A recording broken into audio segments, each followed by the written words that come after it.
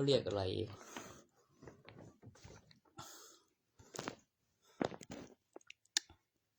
เทวดาน่าจะรวยมั้ยตะกุดเทวดาน่าจะรวย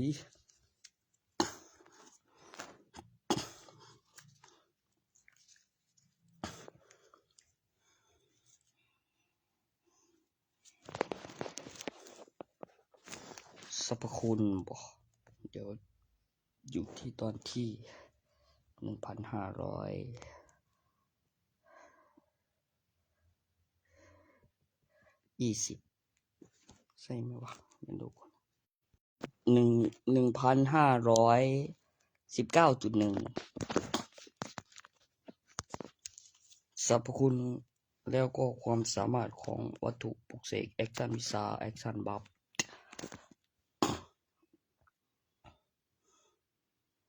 1,519.1 นะตัวนี้เนี่ยตัวปลุกเสกเสร็จมีหลักฐานใน YouTube กับเรียงเอกสารปลุกเสกแล้วก็สิ่งที่เป็นไปได้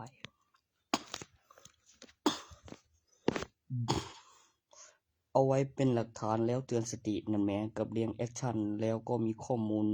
เวอร์ชันแล้วก็มีวัตถุปลุกเสกเป็นอุปกรณ์สวมใส่มีกล้องจร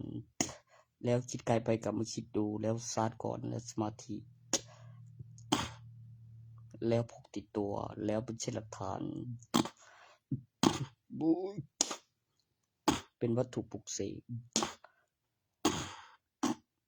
แม่งโอ้จริงแม่ง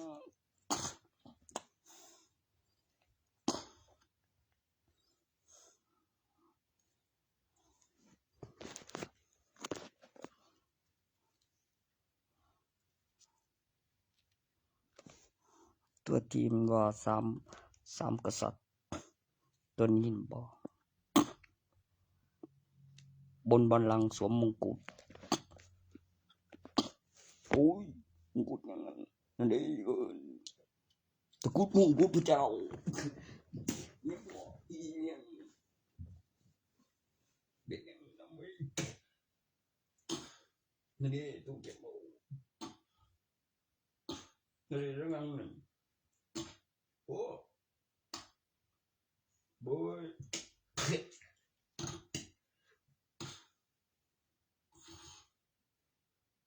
พี่ว่ามึงไม่โอ้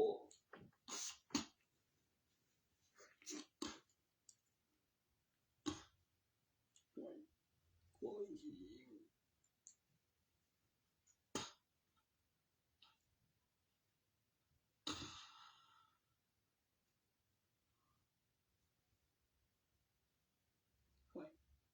เด็ก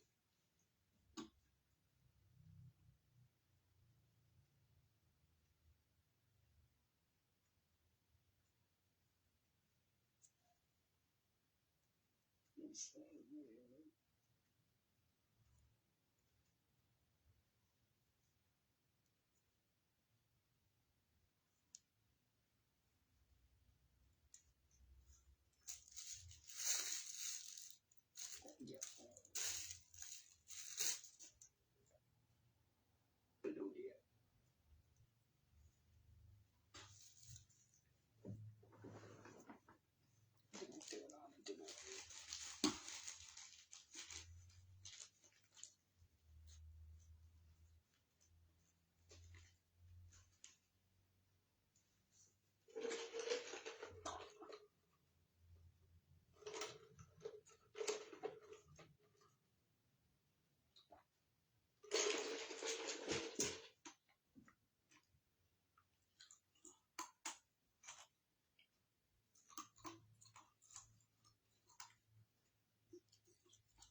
ใช่แล้วเป็นตะกุดเทวดานะจะรวยมีหมักเทวดาแน่นอนหมักเทวดาไอ้ตะกุดโดนแล้วแก่ต่อจะแก่แล้วตายจริงต่อจะมีหลักฐานในกล้องวงจรการถ่ายทอดสดคืนไม่ตายหมักเทวดาเบี้ยว่าคืนไม่ตายหมักเทวดา Toto đem tay xuống bên tay thì quá ui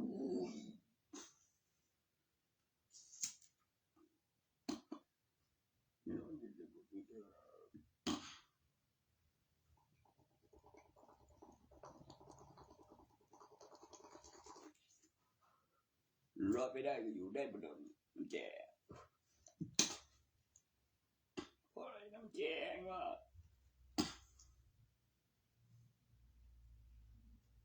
โดนเป็นคนแก่ต่อจะแก่ก็ตายแล้วตายจริงต่อจะมีหลักฐานมีการตายต่อสดส่วนก็ตายแล้วก็มีพยานแล้วพูดตามความจริงนอกเหนือจากนั้นคือการปฏิเสธที่ไม่แก่ชราเยาว์วัยอยู่ยงคงกระพันหนังเหนียวฟื้นกำลัง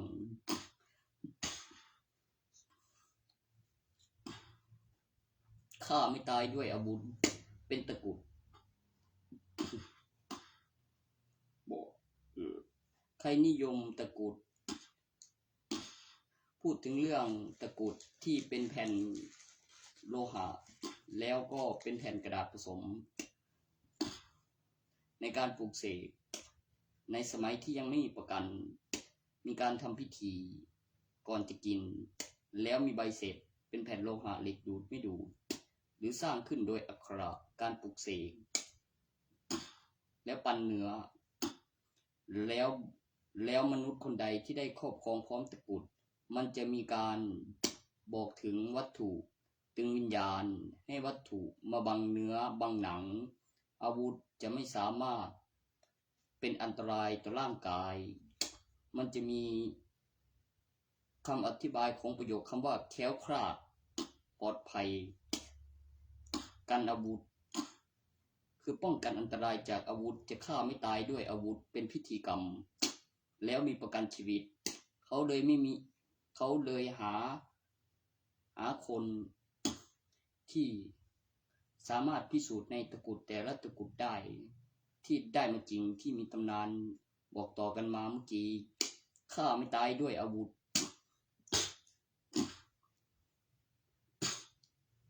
ทั้งสองเป็นรัชกาลจนถึงรัชกาลที่10ตอนนี้เพิ่งมีการเปิดเผยในพิธีกรรมในสมัยนั้นบุ้ยเขิมแบบนั่งเหนียวขึ้นเลยแม่งแบบกู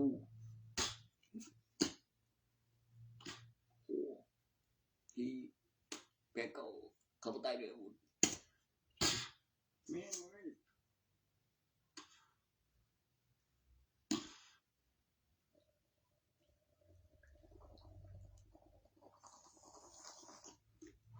ซึ่งต่างจากอยู่โรงพยาบาล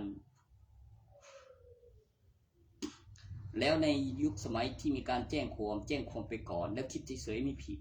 แล้วมีประกันชีวิตแล้วมีผู้แจ้งหายังสำคัญมีแจ้งความจริงคืนแล้วแจ้งหายังสำคัญอยู่เมื่ออีกฝ่ายไม่มีประกันหรือรู้จักคำว่าประกันชีวิตคิดเฉยๆไม่ผิดมีกำหนดเวลาตั้งแต่เที่ยงคืนเป็นเวลา5 ชั่วโมงในระยะเวลานั้นจะหายไปแล้วก็แยกแยะรายบุคคลต่างเวลาต่างที่แล้วควบคุมไม่ได้มันเป็นระบบออโต้ของ1 วันเพื่อแจ้งหาแจ้งหายแจ้งตายไม่แจ้งตายไม่ตายจริงคนยังไม่ตายจะแจ้งตายไปทำไมโอ้ยังหายใจวิญญาณอยู่ในร่างผีไม่ใช่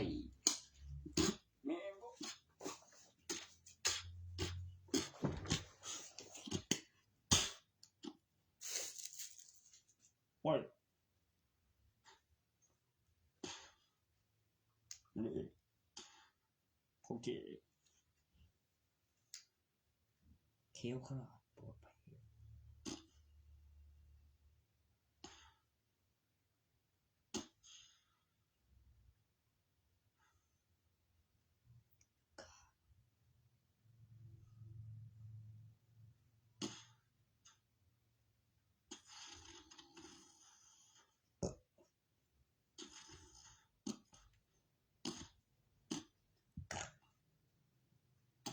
พิมพ์เอกเที่ยงคืนของ1วันเป็นเวลา5ชั่วโมงคุณจะหายไปแล้วต่างคนและแยกแยะรายบุคคลแล้วเวลาและแจ้งหายตามระเบียบกฎหมายเมื่อรู้ตัวเมื่อมีคนสำคัญแล้วเกิดความมหัศจรรย์หรือผิดปกติที่มีคนหายแล้วโทรหาได้และทรัพย์สินและมีเบอร์โทรเพื่ออยู่ในสถานการณ์ที่แต่ปกติแล้วกับกฎหมายในยุคสมัยรัชกาลที่10แล้วมีการค้นพบในช่วงเวลาหลังเที่ยงคืนถึงตี 5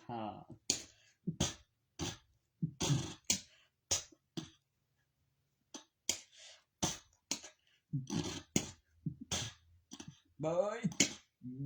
ดึงออกบ่แม่นเว้ยอันสิ่งที่มีการคำนวณว่ามีความผิดจะทำไม่ได้หรือผิดกฎหมายและคำอธิบายที่เป็นประโยชน์และเกิดความมหัศจรรย์จริงและมีกำหนดเวลาของกฎหมายและช่วงเวลา1วันนับตั้งแต่หลังเที่ยงคืน1นาทีโอ้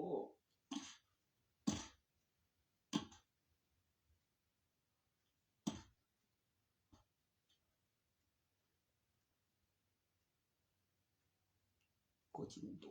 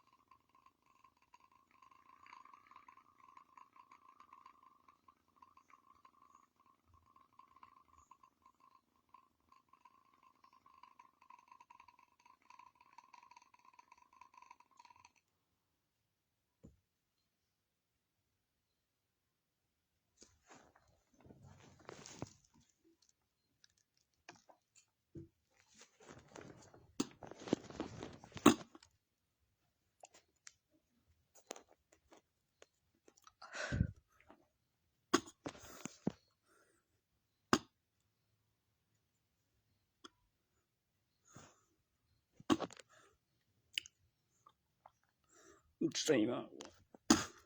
บ่ja ich soนี่โอ้ยคุชิโตมีส่งเวลาหาที่ฟื้นเลยต่อแต่มันจะปลอดภัยหลังเที่ยงคืน1นาทีเป็นมันมีส่งเวลา5ชั่วโมงป้องกันคดีเกี่ยวกับพวกฆ่าคนถ้าเป็นคดีอาญามีผลมีเสียงหรือมากกว่า2คดีเดี๋ยวอยู่ในตำแหน่งนั้นแยกแยะรายบุคคลประวัติรายมือและการคำนวณแล้วคำอธิบายและพิมพ์เอกสารเดี๋ยวกำหนดเวลาแล้วคิดกายไปแล้วก็มาคิดเบิ่งแล้วมีเสียงมีผลก่อนสิมีเบิ่งแล้วก่อนนั้นมีเสียงเนื่องจากบ่ได้คิดซื่อแล้วโดนลงประวัติรายมือแล้วมีไปบ่ฮอดมันบ่ได้ลืมมันค่าเฮ็ดหยังอยู่บ่ล่ะก็หมุนหาหยังบ่แล้วก็จนสวยแล้วก็บ่สวยคือฝันบ่เกิดขึ้นจริงมีเสียง คนบอกไว้แม่งเอ้ยเตะกันบ่ลืมนั่นมันก็บ่ผิดว่าตัวบ่ลืมแล้วดีกูว่าแม่ง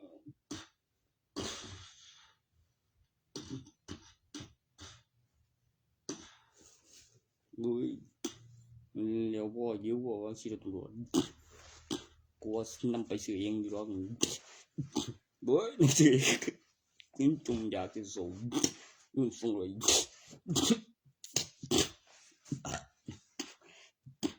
แล้วเป็นยังจิบใครมันบ่งบอกว่าเป็นตำรวจเลยขี่รถตำรวจคันเห็นนอกเครื่องแบบเกลียวแต่บ่ฟังนี่เว้ยไอ้ยังนึงเอาไปถือไว้ไอ้ท้าว่าซั่นตัวมีกำไรตัวนี้ถือทุนมึงจะว่าสันเทียได้ถือทุนเขาแล้วเอาไปซื้อแล้วมีพยานคันมีกำหนดเวลาแจ้งความเร็วของโตแล้วก็เช็คละเอียดนี่บ่จับเวลาแจ้งความท่าแจ้งความไปดีหลังจากเกิน12ชั่วโมงมีการรับแจ้งความทุกบาททุกสตางค์มีค่าเฮ็ดจำได้เป็นจำนวนตัวเลขแม่งว่าคันมีคนแจ้งความมีผลโอ้ไม่สนกันไม่เขาเองคิดว่าตำรวจชื่อเองตำรวจนี่ตำรวจเนี่ยบางทีผมตำรวจเลี้ยงได้เลี้ยวก็บอกกันถึงไปพวกท่านไปเคยตีขู่เลี้ยวโตเลี้ยวไปรายงานตัวเลี้ยวเรื่องเลี้ยวพี่เอกสารเลี้ยวเก็บไว้เลี้ยวโพสใจระบบจีเฮ็ดประเสียนอยากได้กูว่ารู้ว่า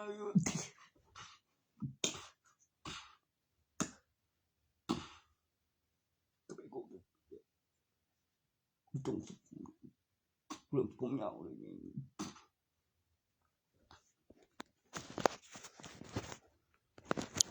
เริ่มผมยาวที่เนาะ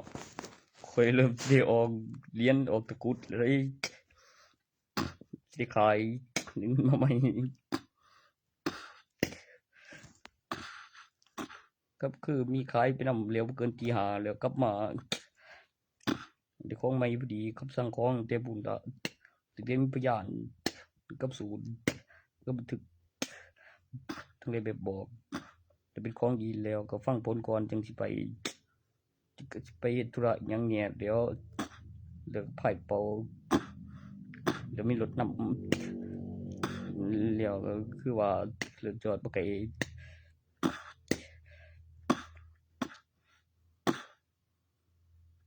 ว่าบ่คักปานใดแบบใส่แพ็กใส่รถแล้วมันต้องก็เอาแบบใส่ถุงเดียวใส่กล่องนำแล้วซ้อนคันกับเรื่องโอ้ยแม่งบ่คือดอกเอว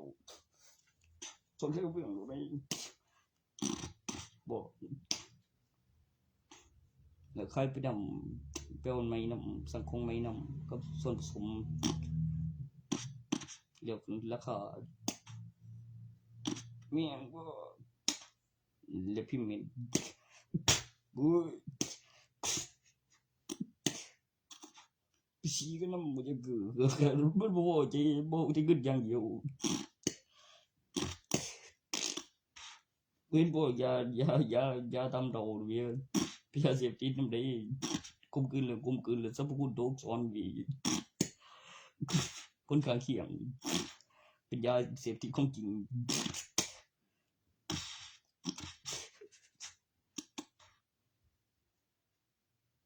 แม่น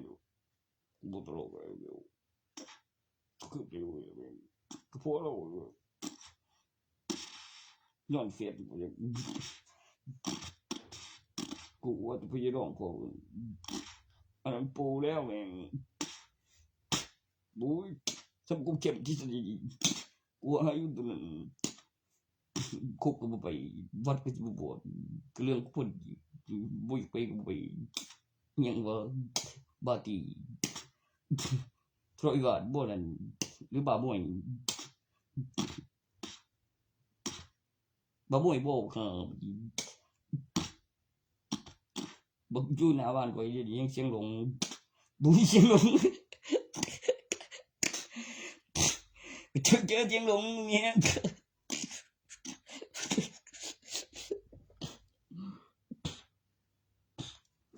บ้าบ่วยมาคิวทำไมเป็นนี้เป็นหัวไอ้พวกไก่กูมันจะมาโรตีกูจิ๋วกูได้ยินมันเป็นชีน้ำเด้อกูโดนเดียวไม่กูเบิ่งดู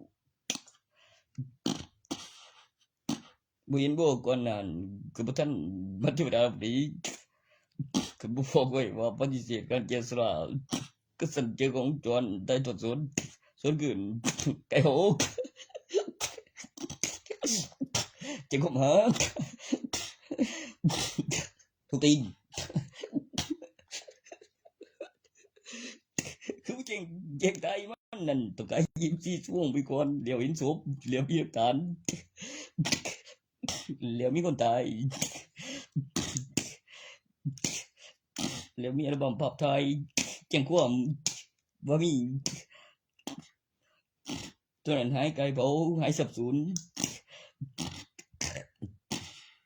แจ้งความหาของผู้ไม่มีของจนทางขันบ้าบ่อยากไปโรงพยาบาลบ่อยากไปสถานีตำรวจบ่อยากเอาสำนวนบ่เชื่อไผนั่นบ้าไม่หาเพลงดี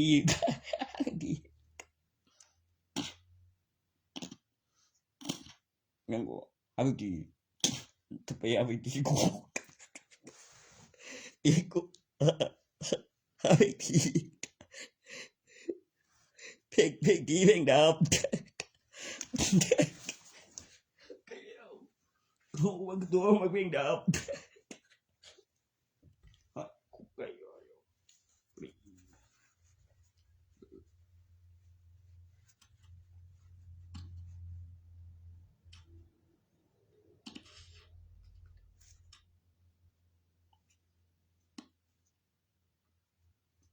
เด็กน้อยบ้านสั้นก็บุกมากลางเมืองบ่ดีคือซื้อกลางเมืองแล้วก็ฮู้อยู่มันเฮ็ดกันหันดีต่อจะเบิดหนี้แล้วจะเฮ็ดโดนหลายยังบ่ขายมันนี่ว่าซั่นตีกู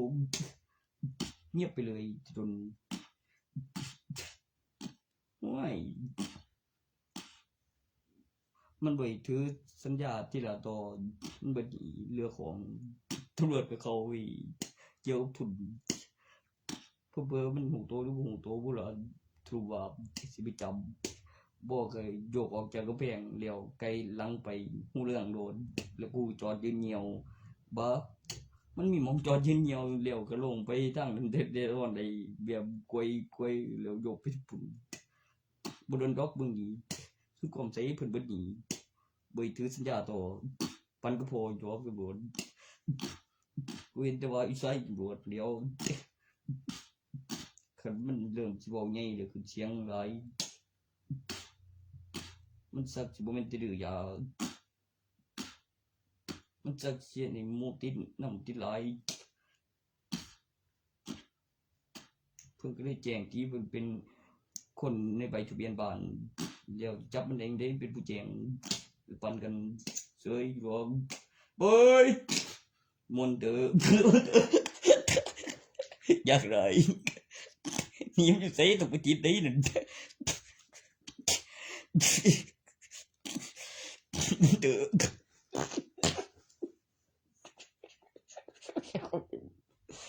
ผมจุ่มเดียวมันเด้อฉันใส่เบอร์โทรบ่ได้โทรบ่ได้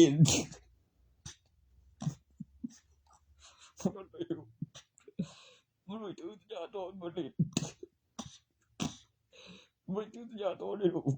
โทรไปโทรบ่เด้อนี่โอ้ยเจ็บคือพี่ได้เนาะเด้อ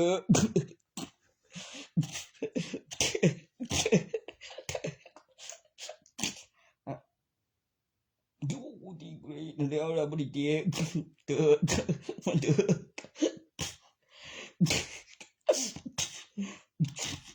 โอ้ยเดือดมันเดือดเลยคงดีดีดีมันออกมาแล้วเลยจะได้เจ็บดูเจียงวีวันนี้มาเลือบกูเจียงยังไงบ้านกูแม่นวีมันยังพี่พ่อไม่มีกูบอกมึงเดียวกูบอกมึงอยู่ไหนว่าบอกกูเจียงจับมันได้ยังไงกูเจียงสิปันกันยังไงล่ะเลี้ยงยิงตอกไปไปเสียบจนเบิดเนื้อทานวิดีโอมาถึงเสียบเบิดบ่โดนต่อยกันพวกกันบ่มีจำนวนตรงกันเลี้ยวสันตัดสินไปเอามาเลี้ยวใกล้จากนั้นหอดเลี้ยวสันพอดีมากูอยู่สนคือสิไปกันบ่สิกินไปถ้ากับเขียกับสู่เลี้ยวสู่เอกสารสู่คดีเลี้ยววงกลมกับสำนวนเลี้ยวปฏิเสธของเก่าหาของคุณตำรวจว่าเป็นระหว่างขังสำนวนตำรวจเดี๋ยวร้อยนวลเดี๋ยวย้อนเดี๋ยวนั่งเกาเดี๋ยวมีใบเดี๋ยวบุ้ยโถนก็บุกไปติดคุกแล้ว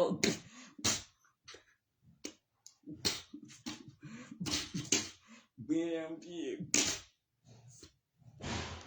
เกินยังวันนั้นร้อยนวล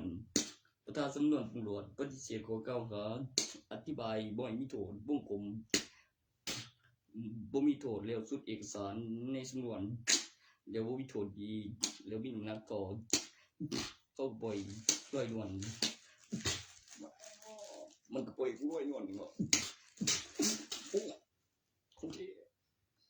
มันก็ปล่อยร้อยนวลปล่อยอันนี้มันก็บ่พิมพ์เอาเองเดี๋ยวพิมพ์บ่ครับสมมุติเพิ่นหมดเด้อแล้วบ่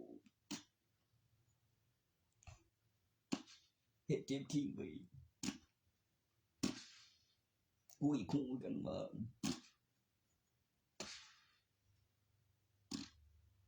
ก็เบิ่งแนมหยังข้างหลักฐานแม่งสวดคดีร้อยนวลก็บอกจะยีหรอกเด็ดอยู่เดี๋ยวไปกับยีบ้านที่กูเดียวกูจะเป็นยังสุดอะตัวอยู่บ้านประชาชนเบิ่งมีเหล็กอยู่ในบ้านประชาชนกันแม่นมีใบแล้วมีจีบ้านบอกมีเหตุมีบางคนบ่ลืมได้เวทได้ต้องเอาหลักฐานมาบอกลืมรายวันนับแบบเบิดปีมีทุนเสียครั้งเงินของส่วน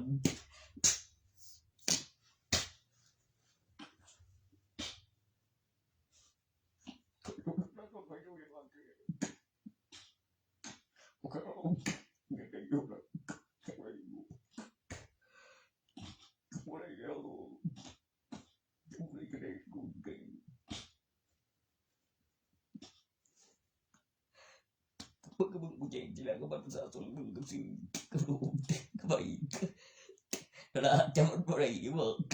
ผู้หญิงแต่น้อยหรือได้ไล่ก็หมดหูทวารบ่มีหนีละบ่ลิ้นบ่ได้ถือสัญญาต่อกับใบนั้นกับอายุบ่มีหนีไล่กู30,000ดอกเบิ่งแต่ดอก10,000ละหยังสิเดือนมันรายวันก็ไปเอามาก็บินก่อนนี่ที่ก็ใจเดือนก็กำหนด2กำหนด2 ปีเดียวกันบ่จ่ายจักบาทเลยบ่จ่ายฮอดดอก10 ปีถึงกำหนดเกิน2 ปีถึงต้นถึงดอกมีผลโจรมีเสียงก่อนดอกต้นดอกคือต้องไปแบบสถานการณ์อยู่เขาบ่ไปจ่ายดอกไปคุยกับเขาบ่ได้หนีก็บ่ถึง10 ปีบ่ได้ข่าวโอ้แต่แล้วสำคัญมองสัญญาสถานี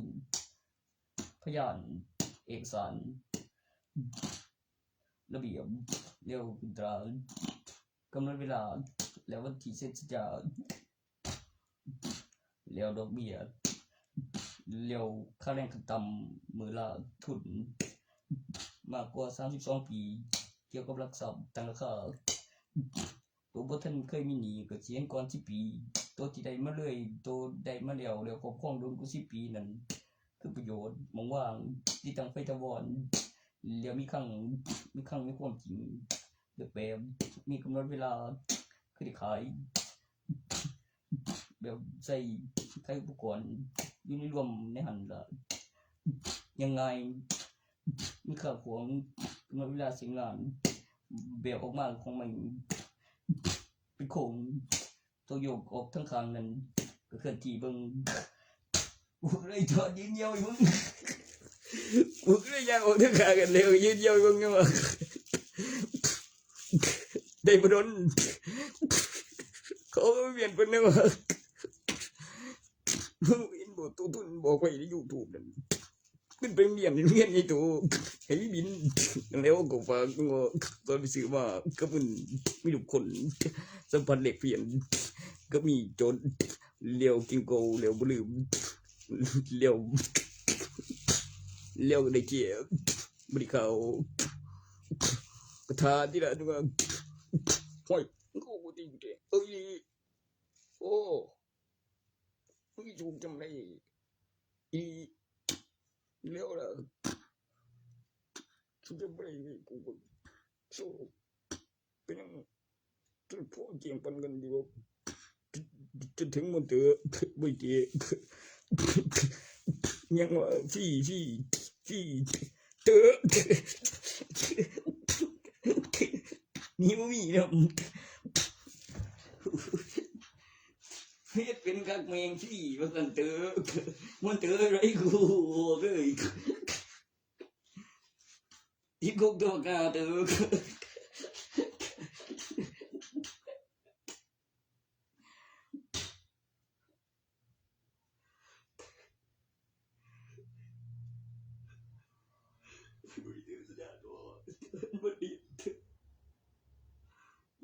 มันบริถือสัญญาตอนบริมึงบอก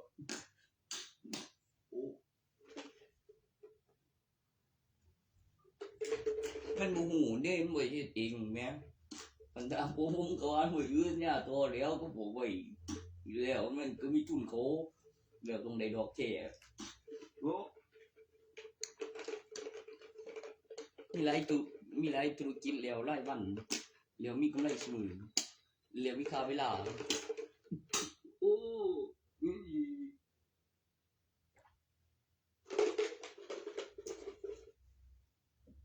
บ่ได้ว่าเป็นดีมัน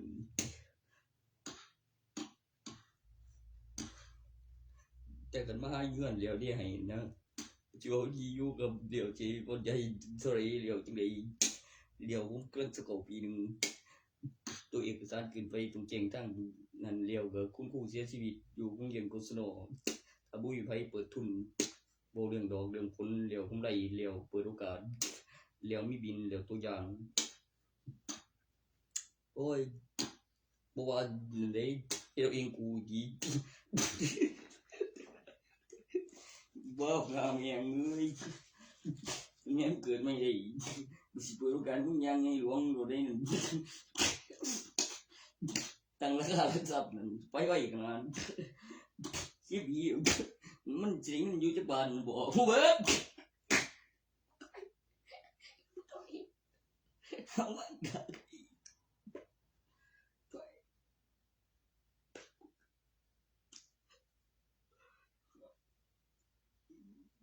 เป็นคงอยู่โดยใจโดยใจว่าใส่โดยน้อยเยี่ยงกูอยู่เกือบแล้วน้อยมาอยู่แล้วเว้ยมึงจะยังกับป้ากันเนี่ยก็กูเลี้ยงเต็งกับผู้บ่าวมึงนี่มันยังคุมบ่ล่ะเหลือแถมมึงเขาน่ะนั่นมึงค่าเดี๋ยวกี่มึงจะมันการเลี้ยงดูแล้วสิคือหมูจริงน้อยมึงก็เสือน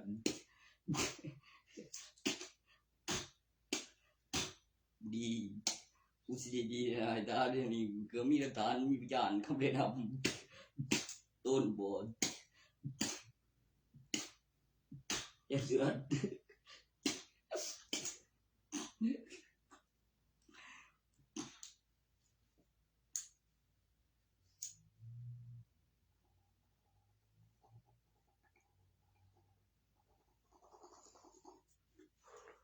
กูบอกมึงอยู่กินข้าวย่ำเว้น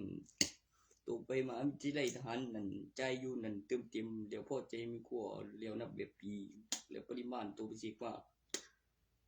ตัวย่ำขึ้นมีเงินเดือนผมเดือนสี่เขาลงทะเบียนกินทหารประจุมีทุนอยู่แล้วบางเงินเดือนมันยังกับหมื่นยังหมื่น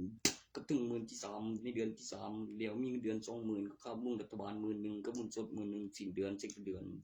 มีเกณฑ์คนกำหนดเวลาจ่ายเดือนกำหนดอายุถึงวัยเป็นลูกชายมีหลักฐานความสำคัญบัตรประชาชนสูงถึงมีหมายกำหนดเวลา10 ปีต่อไปเลี้ยวลองไปกับเลี้ยวว่านอนเงิน2 ปีเลี้ยวก็จัดกิจกรรมโอ้ยไม่แงงเลยโอ้ก็วางได้ก็มันดีเลยใส่เครื่องแบบงานเลี้ยวมีพยานเนี่ยมันหูจักอีหลีบัวเลี้ยวเอกสารไปขายเฉยว่าตันมันถึกตีนเลี้ยว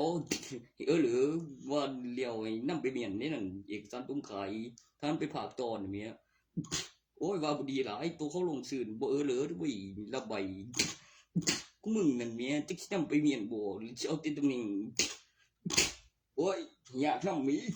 ก็มึงเบี้ยงมันเข้ามาบีก็ไปขายว่ามันดีคิดว่าจะหนีไงกูจะบูแดงได้ก็ผลมัน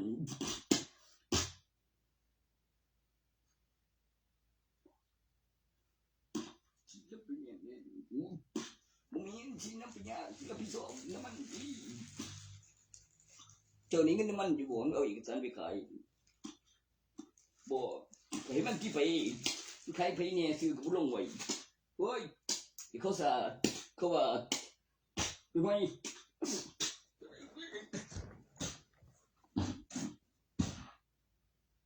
เฮ้ยกูเคยสบายไปสิได้หนีผู้อื่นไปเที่ยงว่าตันไม่ได้กูเห็นเพียงว่าจะไปคักๆไม่ได้ไปตีนขู่เบิ่งเรียนรถเรียนนี่เพิ่มยังรถทหารโอ้ครึ่งอยู่เดียวไกลละพอถือเจ้าเตะตีคุก10 ปีก่อนอยู่10 ปีขัดตามบ่แม่นคดีเขาตาย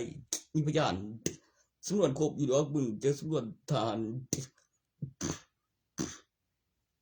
เหลือมึงอายุ32นี่บ่จับตายบ่เห็นบ่เท่าหันนั่นมันจึงพออยู่กันอยู่ผู้อื่นก็อยู่เจอเอกสารก็ไว้อยู่นี่โอ้จับตายโอ้ไม่จับตายคือมีขัดขืนหรือสู้หรือหนีหรือมีอาวุธแล้วว่าไปผ่านศึกรับราชการตำแหน่งผ่านฝึกเป็นท่านเกณฑ์โอ้ยไปหม่องเดียวกันกูใส่หลักฐานอยู่ใส่ติการศึกษาจำนวนมึงยังบ่ถือเลยไอ้ศาลตัดสินพังเหือนเป็นคดียังล่ะมึงก็ว่าขโมยของตนเองลงโทษผู้ปกครองแล้วมากกว่าเยาวชนแล้วตรวจบัตรประชาชนกับใบทะเบียนบ้านแล้วผู้แจ้งสัมภาขังผู้โดนปล่อยขับสารเบิ่งแต่เรื่องเว้นยังเป็นสาวคิดตัดสินไอ้ไปเราเดือดจำโทษถ่ายเพิ่งไม่มีมุตันจินเอาสาว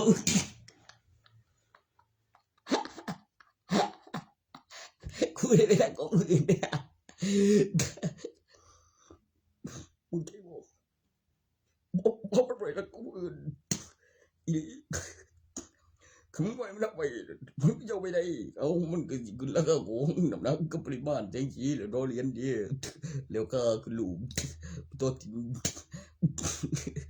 บางครั้งก็ว่าไม่เห็นพ่อนั่นข้าเบียผมบอกเดียวแท็กไปประสบการณ์ตัวจำได้หรือเปล่าตัวก็เรื่อง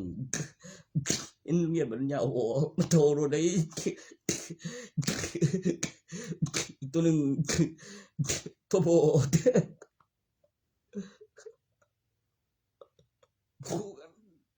ไอ้พวกกันแจได้นั่นกันกวงนะบัวให้ลูกเต้ามันเลี้ยวลูกเต้ามันเจ้าเองบ้านนี้เราจะได้ดีงาม ตำแหน่งโรงเรียนนะว่าบ่ศูนย์บ่สลายบ่เสียนเอิ้นหยังห้วยครูบาเป็นข้าราชการบ่เกษียณแล้วเว้ยครูบาบ่เฒ่านำเป็นครูบ่เวียกเรียกข้ามเรียนไปเป็นอาตมาข้ามเรียนกลับมาเป็นผู้บ่าวอีกเทื่อหนึงเป็นจังได๋ล่ะครูบาอาจารย์เรือ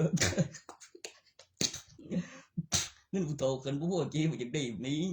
คันให้เป็นผู้เฒ่าคือยังบ่เบาเป็นผู้เฒ่าเจ้าเป็นผู้บ่าวให้แฮงเห็นสาวเห็นแล้วดูดีสกำสวยไอ้ตัวนี่ก็ยังงรู้ครับ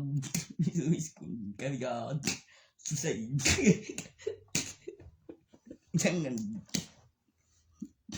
โซฟาโฟนตัวใส่ว่าวันนึงตีกูเด้โซฟาโฟนไอ้ตา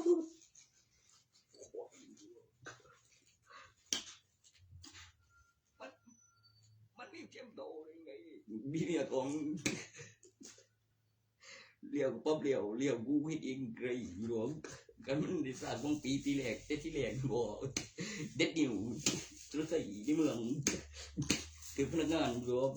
เห็นว่าจะมีดีกูตอนเอาเบิดไปเอากาปากมันทีนึงที่แรกเลี้ยวโซดี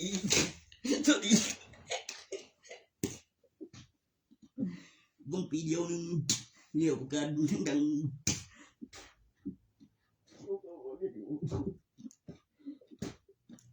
ตัวจะมันเด็ดสิ่งที่หน่อยถือกูเพี้ยนไปอีกดวงเด็ดนิ้ว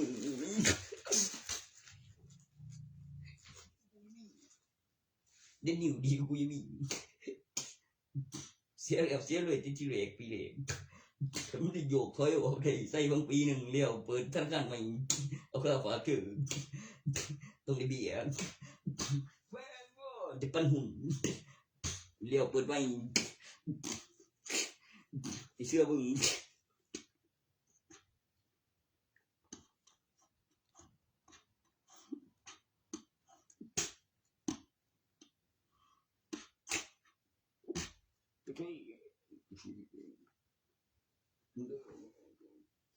เรือตรงนี้คุณบอกชื่อว่าโซเดนีไอ้กระบอกฟุตซาลทุกคนมาไหมทุกคนเรือตัวนี้ข้าเอ็ดสมุดเป็นว่าเอาเวลาเนี่ยเป็นเป็นกูใครขังนั่นเป็นอุปกรณ์เครื่องที่ไทยบอสเด็ดเสร็จหนึ่งจำนวน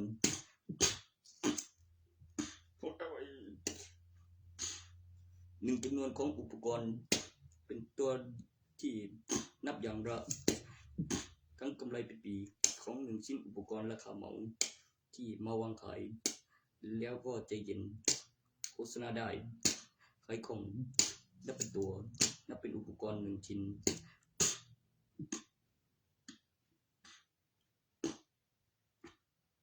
300 บาทยังรวมรัฐบาลเป็นประกันในยุคสมัยนี้ซื้อเป็นชิ้นประโยคจะกลับมาฟื้นฟูเห็นผลเร็วมีเอกสารคำแนะนำในการลงทุนเป็นคำอธิบายได้บางจำเป็นหลักฐานคำอธิบายการลงทุนก่อนจะลงทุนแล้วก็ธุรกิจที่เกี่ยวกับทุนมีกำไรได้ประจำได้ทุกปีนับตั้งแต่รายวันโอ้มีใบพัน2 ใบ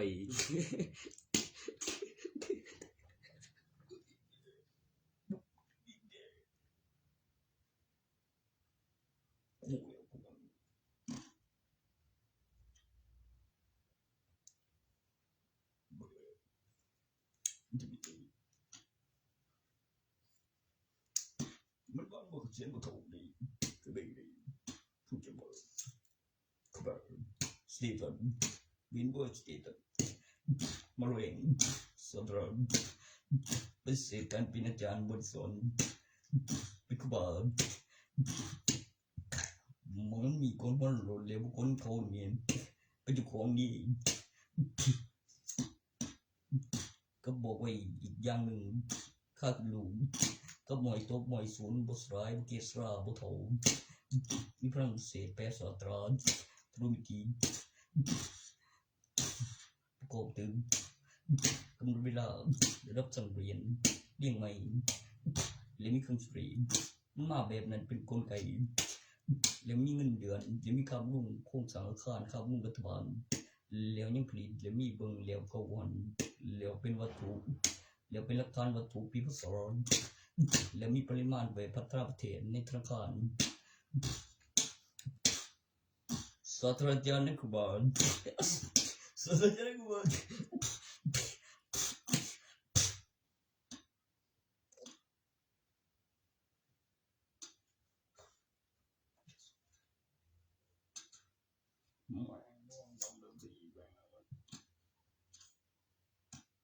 เดี๋ยวค่ารายจ่ายช่วยรัฐบาลพวกหัววันมีเทรดเร็วใครยังเร็วเอกสารนี่คือเร็วให้นาติ้งโตเรื่องว่าได้จังใดเป็นข้อตกลง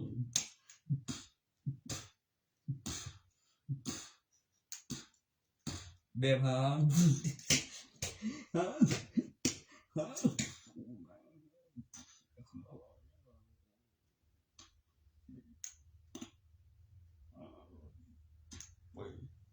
นี่เดียวก็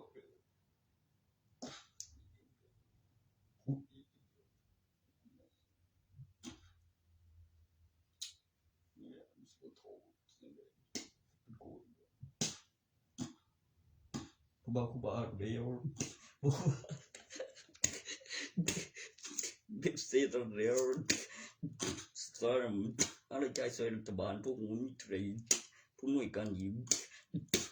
เหลียวจัดบุกโลกจิตปริดขายแต่ยังไปแบบเรื่องฝืนทุกอย่างเมื่อตานั่งสมาธิสันบุกบีปากซอยตนเอ็มสินแต่ไม่เจอแต่เรื่องยังสันที่มีประโยชน์เรื่องกันที่จะพูดหน่วยการลอยมีโลกจิตปริดขายอาบเรื่องสีนอกสันโมเมนต์คนธรรมดาอยู่ใต้สันพอได้ออกเดี๋ยวเขาไม่มีตัวบุธรรมดาเราไต่แบบปฏิหารจากบุตรแต่พลังมหัศจรรย์มันก็คือว่าสเตตัสเจ้าเสียยังกวยคือผู้หน่วยการอีกหนึ่งมึงเห็นกูเป็นผู้เบาเนี่ยหรือบุกเสียนบุรีเขาหาได้เราไต่จากบุตรแบบปฏิหารพลังมหัศจรรย์คือว่ามึงคือดวงกูบริบาตวันฉันบุกจิตริดขายบริสุทธิ์มินบางอย่างหัวโดนเดียวนั่งรุ่งจินผู้เพิ่มที่ใส่หมวกนอกถากันปฏิเหตุใครกันอ้างว่ามีโกง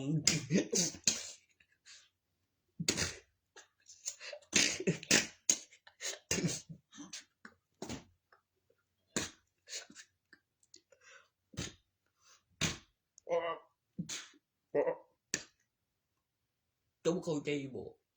คำอธิบายการสื่อสารที่ผู้หน่วยการเช่นกันได้ยินแล้วขั้นที่ละเอียดถึงขั้นมหาเวทแล้วก็เรื่องแล้วบอกไว้แล้วสังเกตสถานการณ์เพราะอะไรมาในช่วงเวลาตัวบอกไว้เนี่ยเน็ตได้มาแบบบอกรอได้จะยืนให้รอนานแล้วขึ้นหัวข้อแล้วพัฒนาเต็มใบได้ใบเสร็จมีการเชิญธงมีผู้หญิงและผู้ชายมีการอัปโหลดกำหนดเวลาทุกเสาร์แล้วขบวนท่าประสานอุปกรณ์เป็นขบวนท่าประสานอินเทอร์เน็ตเป็นขบวนท่าประสานยินเป็นสาตราประการขึ้นทุกวันยืนตรงมีการเชิดธงมีกำหนดเวลาในหัวข้อถ้าคุณจะพบกับจุดสูงสุดแล้วเป็นจุดสุดยอดมีผู้หญิงและผู้ชายเป็นของคู่กันมีการจดจำการพัฒนานี่จะทำให้เชื่อถือไหมตัวที่เป็นรูปปั้นแล้วมีรูปผู้หญิงและผู้ชายแล้วมีเพศหญิงและเพศชายแล้วออกรูปเองแล้วบอกไว้แล้วเป็นหลักฐานแล้วมีรูปปั้นอีกรูปออกมาเองให้เห็นมหัศจรรย์เพราะอะไรบอกเพราะมีลูกหลาน และมีคนทำให้เชื่อถือมีเพศหญิงและเพศชายไม่ก็ใช้แรงก็ได้เป็นหลักฐานวิดีโอการสื่อสารมากกว่าพระราชินีประกอบรูปแบบตัวอย่างกับลีลาผู้หญิงและผู้ชายออกมาเองเป็นวัตถุนี้สร้างแล้วสร้างเลยตัวที่คำนวณว่ามีอยู่จริง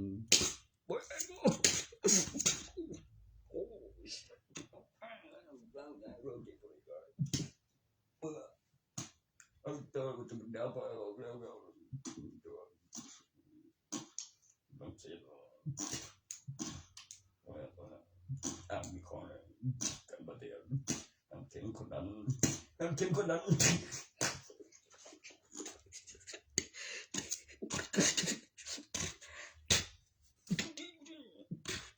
ป๊อปก็คนตั้งมึงไม่ควรไม่รู้ก็โบยินนั่นก็เลี้ยงจนโอ้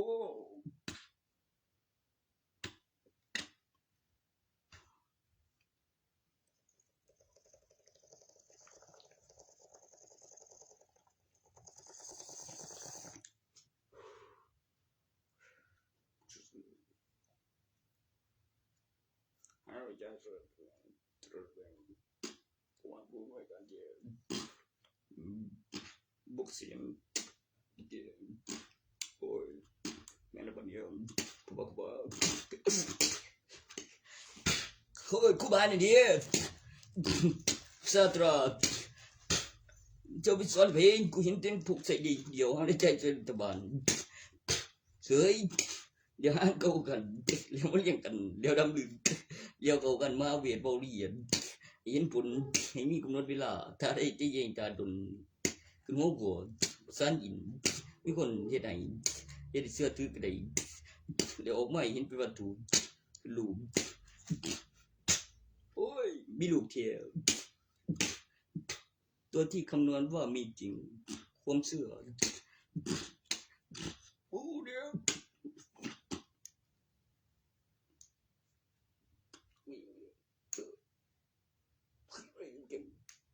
หัวกระต่ายสับได้โอ้ยสับว้าวเลย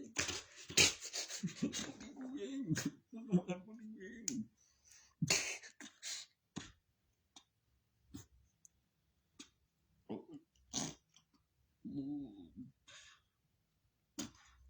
ใส่เมียตีข้ากูบุกกับสุดเมียหันจำจินคือฝันยังไปเลี้ยวสิ่งฝันก่อนกับเรื่องสิ่งที่มีเห็นแต่ยังไม่เกิดขึ้นจริงความฝันเร็วเลือกเป็นเอกสารตัวที่จะเป็นจริงยังไปได้ดีแต่รับสายผมหน่วยการอีกเม่นก่อนก็ให้ตัดโฟกับสิ่งที่มีเบิ่งกับว่าย้อนทั้งดวงคุณฟื้นเตียงคุณต่างกับผมฟื้นเตียงในตำแหน่งคุณและผมแล้วคุณก็มีผม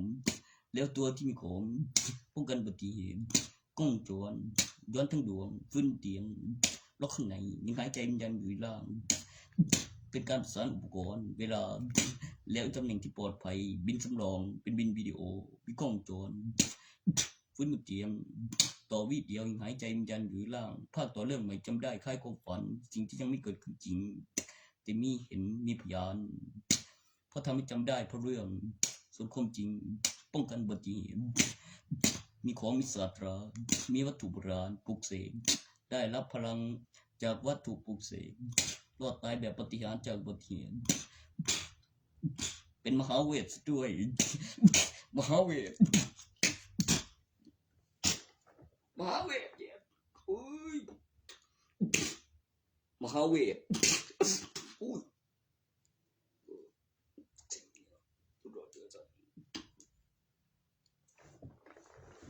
บริสุทธิ์พื้นเนี่ยอ้างขายก็ได้โฆษณาแม่นักเรียนตามเปรียบเนี่ยแม้กับตัวตรงนั้นกับมีประกันชีวิตก็ว่าหยุดเดี๋ยวไม่ขาดเรียนคนยังไม่ตายฟื้นเตียงมีจำลองที่โรงเรียนมีห้องโอ้เนี่ยต่อจากวันพรุ่งนี้ก็มาโรงเรียนใหม่ปกติมีค่าดี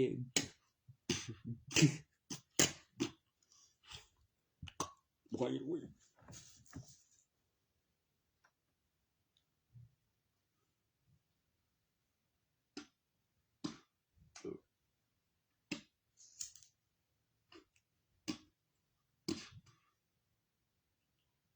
ปี28ของเทวดาน่าจะรวยมึงจะสิงฝันร้ายบ่เบิ้น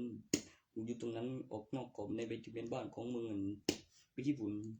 เสียเจ้าที่การเคลื่อนที่ตามเบียบมีเสียงมีผลก่อนจะมีอยู่เขาเรียกเลนโบกกับฝันอย่าให้ฝันร้ายอย่าให้ออกนอกบริเวณคนผู้นี้เห็นในฝันร้ายถ้ามันบอกไปใส่มันขึ้นบ่ได้บ่มันจะไปใส่ต่อจากนั้นมันจะทนได้เนื่องจากมีการเคลื่อนที่ของเจ้าที่คุณจะทำเรื่องเลวร้ายแล้วทำให้จำได้นั่นคือสิ่งฝันนั่นแต่ยังบ่เกิดขึ้นจริงจะมีเห็นมีใบทะเบียนบ้านใบบัตรประชาชนการสื่อสารการเคลื่อนที่ภาษาประโยค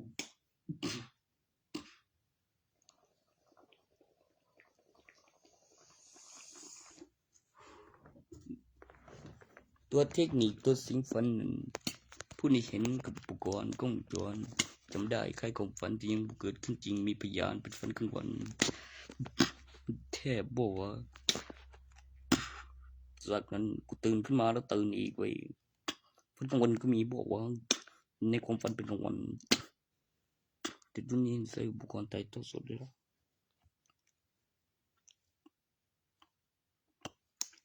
แต่ต่อมาเรื่องสร้างมันนอนแค่หวัง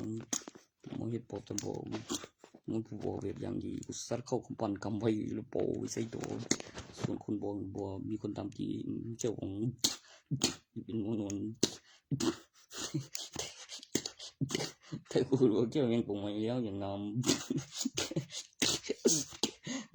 ทำไมนั่นเนี่ยที่เราออกบ้านมันจะกี่จีเว้ยที่เสียวก็ปั่นกูที่ละมึงเขาปั่นไปโปะทอริบูถ้าตามจีนบอกเรื่องเลยสัมผัสผูกเสกกำเป๋าตัวนั้นบอกถึงปั่นเจ้าของ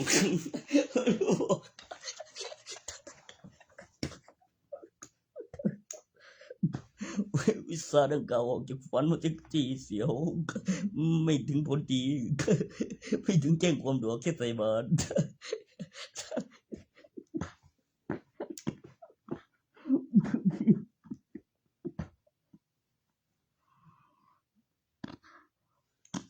รวมท่านดีที่แรงเสียวไปตื่นบึง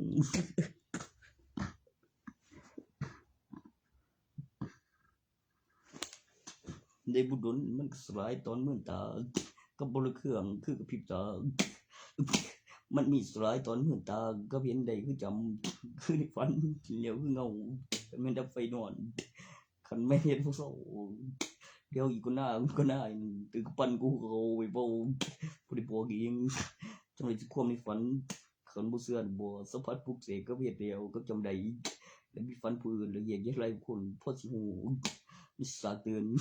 ยิ่งไม่เห็นเสียวยิ่งนักเดียมแม่งเอ้ยตื่นได้เองโบยเขียววังเลยนี่นั่นตัวเขียวว่าเอ๋แบบว่าแบบเขียววังเลยคือแกบ้า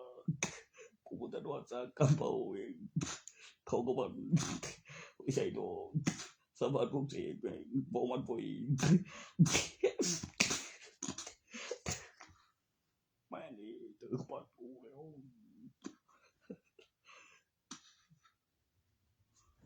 กูยังจะไปนอนดีบอกรู้ว่านั่งจอนั่งชิคกี้พายกูเฉยเลยคือก็ปั่นเลย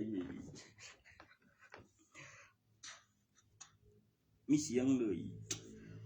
บอกเพิ่งเฮ็ดดูหลายที่ละอกฟันแล้วก็มานั่งท่องบ่แม่นไหนเดียวคือก่อนมีอีกก่อนถึงปั่นกูกำโปเดแน่นอนปล่อยบึงใส่ตัวที่ตัวเขียววงกูอ่านประโยชน์ครับโ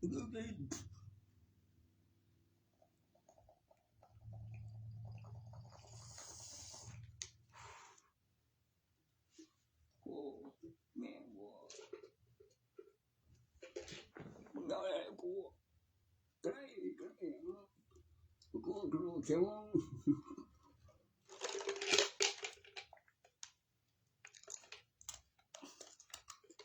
สามัญตะบนตื่นไม่เมียงมันนักเรียนมวยเดี๋ยวก็เดิน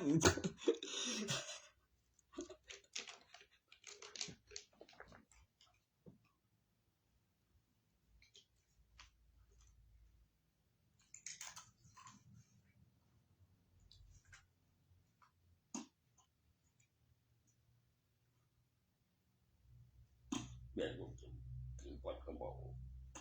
โอ้ยเสียวโอเคผม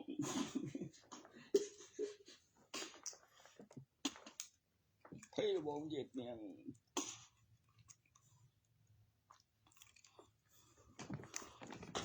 ถึงมัดฟ้าใส่ฝืนที่มึงตอนตื่นนักขี่เดียมบ่ตรบ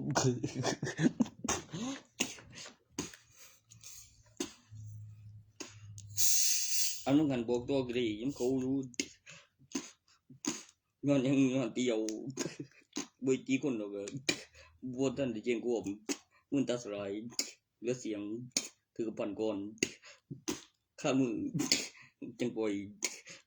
เฮ้ยบ่นี่ยังเป็นไปเหี่ยวที่เหี่ยวยังมันนั่งปวดกับอากูเลยยัง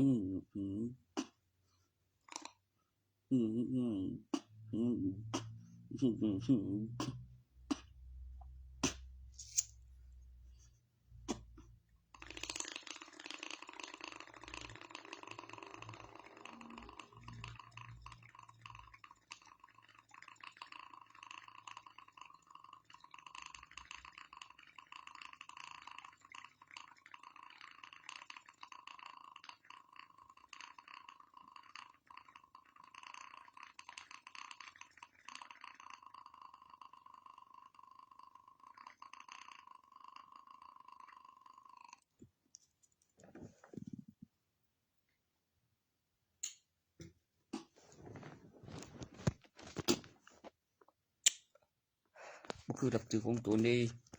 แล้วแหลกของตนของตำรวจคนแจ้งความมีคนของหายกำหนดเวลาเขาไว้ได้ยามมานำมีหลักฐานคดีพอวัตถุพอคนแจ้งความกำหนดเวลามีตำรวจมีสำนวนเต็มแล้วแหลกของตนต้องยึดยานำตัวใดมันก่อนหันบ่คาแดงตัวมีคนแจ้งความบ่ก็ไปจับโจรรอบนึงมีสำนวนมีผลเวลาแดกได้มาบ่อย่างนี้เนาะตัวมันอีสำนวนของตำรวจเทระตุนสำนวนจริง